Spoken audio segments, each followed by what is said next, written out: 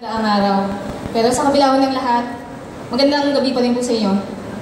Babasahin ko lamang po ang isang mensahe mula kay Direk Eric. Kahit kailan po, hindi ako gumawa ng pelikula para magka-award.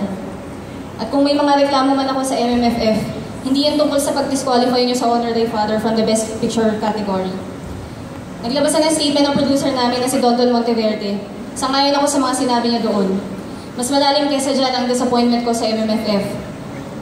Mula sa pagpili nyo ng mga sining isasali hanggang sa pagkonsinti nyo sa masahol na trato ng mga sinehan sa ibang pelikula, lalo na ng maliliit na producers. Para sa isang die-hard movie fan na gaya ko, hindi ko na halos makilala ang film festival na dati kong hinangaan at respeto.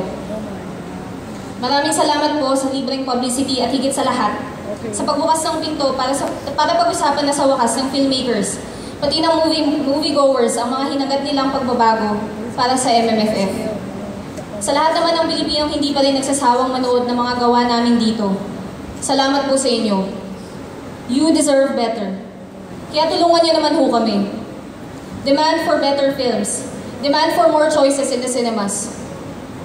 Kaya pa natin baguhin to. Hindi ako titigil kung hindi kayo titigil. Hindi na ito tungkol sa Honor Thy Father. Buong industriya ng paggawa at panunood ng pelikulang Pilipino ang usapang ito. Kaya salamat na rin sa inyo, MMFF.